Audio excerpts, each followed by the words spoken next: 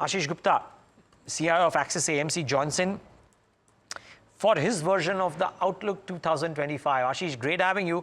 Thanks for joining in. And at the onset, to you and your team and everybody else, a very happy 2025. Same to you and your team. Thanks for having me on the show. The pleasure is ours. Ashish, how do you see this? Is it a glass half full? Is it a glass half empty? Or is it somewhere in between there when it comes to prospects for equity markets in 2025? So I think 2025, we will actually, we should be looking it really as a tale of two halves. I think our expectation is that first half of the calendar year will continue to be challenging. I think if we see the trigger points that came through in the last quarter, and the market has corrected about 10% in the last quarter, and a couple of key drivers to our mind, there have been a, a moderation in earnings growth momentum, along with the economic slowdown, as well as global factors, particularly US yields going up again and foreign outflows continuing. And at least in the first half, we see these trends continuing. I think our focus, as you also just mentioned, is on the earnings season that will kick off in the next couple of days. And the only positive here is that we are going into the earnings season with muted expectations, because I think the estimates are that this quarter as well, earnings growth for the market will only be to the tune of 5-6%. And that's been the disappointment year to date, that market earnings in the first half have grown only about 7%. And actually, as of now, the consensus expectations for the second half are much stronger at about 16%. But I think after 3Q earnings, there will be some more moderation in the earnings forecast for FY25 at least. And we are seeing kind of a flat earnings trajectory across multiple sectors. Some of the key sectors like auto, banking, cement, which are more domestically driven, will also report flat earnings growth, and it won't just be sectors like metals, oil and gas, which are the global cyclicals that have been showing the slowdown in the last couple of quarters. I think we expect a flat to negative earnings growth even for some of the key domestic sectors. So I think that's the big challenge ahead for the market. Hopefully, as we go into the second half, we see the earnings growth coming back into the double digit, and that should support the market better. Ashish, hi, good morning. Tamanna here, and great to speak with you after a while, and here on NDTV Profit. Just want to get a sense, when you're seeing the GDP numbers coming in, the advanced estimates came in yesterday, this whole question about profitability for companies, consumption, etc., is it worrying you? So I think more than till now profitability, I think the driver of the slowdown has been the weakness in the top line growth. So I think in terms of profitability margins, most sectors till now have been able to hold on to margins. And what we need to watch out for here on is that if the top line slowdown continues, does it drive more aggressive pricing, discounting, and we start to see pressure on the margins. So the market has built-in slow top-line growth. The margin pressures are probably where the risk lies. So margin pressures will come in this crisis. Let's get a little bit specific. We've all been looking at the business updates coming in. We're speaking with you just as Q3 is kicking off, Ashish. Most of the companies that we've spoken to through the year are saying H2 is going to be better. Will Q3 maybe put a question mark on that claim?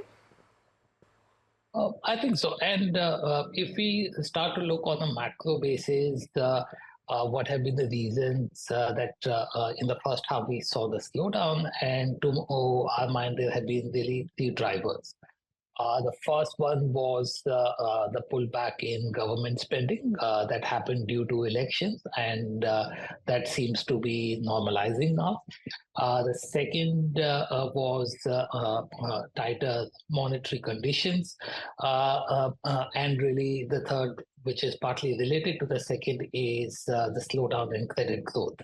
Uh, and while the central bank policy has become more neutral in the recent months, the challenge is that with continued strong outflows and consequent RBI intervention in the forex market, liquidity conditions have not really improved. And if you see the month of December, the average liquidity deficit in the system was more than 1 lakh crores. So I think we need these macro factors to turn supportive, not just government spending, but monetary conditions, and most importantly, credit growth needs to pick up. And I think it's difficult to expect that with a 10-11% kind of credit growth, nominal GDP growth can be much faster than 10-11%. So we need a stronger credit growth to help drive the economy. Okay. Ashish, pending that, and if until signs of that are clearly visible, do you think the markets stay in a sideways or a time correction mode? And even if that is the view, could specific pockets still do well? And by that I mean larger pockets. A lot of talk around how defense orders will get bunched up in Q4, railway orders could get bunched up in Q4, and for those are pockets that might do well. If indeed IT budgets open up post Trump swearing in, maybe those stocks could do well. So could there be specific large pockets which could be winners in an otherwise sideways market, or will it largely only be smaller pockets which could shine? So I think it will be, we believe the dispersion in the market will actually increase because if the macro is more sideways, then not every company, not every sector will do well. There will be more specific companies that will outperform, and some of them you have listed out. In addition, there are sectors like real estate, EMS, travel that continue to do well. So I think there are specific pockets that will probably do better than the broader market earnings trajectory. Unfortunately, I don't see them to be very large components of the total market. Secondly, the expectation there are already high. So the valuation differential between these sectors and the sectors that has seen flatlining growth over the last 2 quarters has widened. The third thing we have to keep in mind is that what is happening on US rates, right? And you would have seen overnight again, US 10-year bond yields went up from 4.6% to close to 4.7%. So I think that will continue to be a major headwind. Really, I believe stronger action in the market or even in pockets in the market will come through only when we see global cost of capital start to moderate again. What are the factors, Ashish, that you see things changing for the Indian markets? And if FII interest returning is one key point, then does banking, IT, and spaces like that look like they will struggle through the year? So, as I mentioned, we expect these sectors probably to come back in the second half, both because hopefully by then some of the cooling off in global yields and the dollar will start to come in. And secondly, the growth numbers in banking will also start to look much better. I believe either this quarter or by next quarter, some of the asset quality stress that we have seen build up in small pockets like unsecured loans should start to plateau out as well. So I think that should lay the foundation for the better growth from these companies in the second half.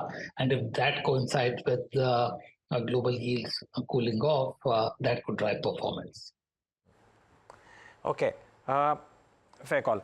Ashish, now specifically on this whole, I was talking to somebody who was saying that on last count, according to them, there were about 58 sectors in the country. Some of the sectors might have only 2 or 3 companies, but there are large sectors now getting formed. Primary market activity is probably at its peak right now, right?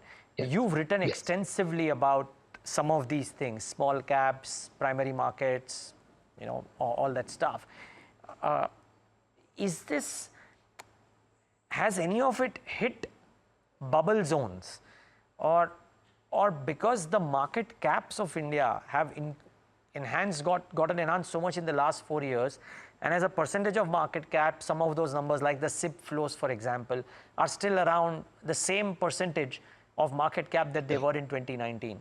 So have any of these statistics hit bubble territory, or are we still some time away from there? Well, I don't think it's hit bubble territory, and I think in a true market, there are self-correcting mechanisms, right? So the equilibrium gets established. So yes, domestic liquidity was very strong and partly driven by SIP flows, but even other DIIs as well as retail flows. And that meant that when valuations went up, you saw the increased supply of paper, whether in terms of primary market activity, IPOs, QIPs, or in the secondary market, stake sales from private equity. And if you see the numbers for calendar year 2024, you actually saw net inflows into the mutual funds coming at about 4 lakh crores, but the total supply, the IPO plus the secondary stake sales was actually higher at about 5 lakh crores. So I think these are kind of self-correcting mechanisms that kick in. That kind of diffuse the bubble-like tendencies that are there in the market. Of course, that is not to say that small and mid-cap space is not overheated. In fact, it's quite interesting that in the last quarter, even as the market has corrected, the Nifty has corrected by about 10%. But as of now, the mid-cap and small-cap have corrected less than that. So mid-cap and small-cap index are down about 7%. And typically in every correction, you would find mid and small cap correcting more than the large cap indices. So I think there is certainly those pockets of overvaluation that continue to exist. But given that there was a very large increase in supply that came through over the last 18 months, I don't think these bubbles got formed. Ashish, what do you think you are excited about buying right now? In the sense, when we look at, and here it is, we were speaking this morning that fund managers and those who are managing a vast amount of money of Indian investors right now are really going to be justifying their bonuses and salaries this year, because it's become a tougher game to pick stocks. So what is the strategy that you're adopting, and what are you telling clients who are coming and asking you that are we going to see the kind of gains that we've been seeing in the last 3 years? So I think our message since last year has been very consistent that do expect a moderation in returns. I think from 21, the market returns have been in the mid-20s. Typically, you should expect market returns to be in line with really earnings growth, and earnings growth to be in line with nominal GDP growth. And over the last 3 years or so, the returns have been much stronger than that. So there is some degree of normalization that is going to set in. And over the medium term, our message to investors is that you should expect return to be slightly better than nominal GDP growth, which should come in at about 10-11%. Within that, of course, I think the task becomes more challenging, but also more interesting in these kind of market because there is higher dispersion.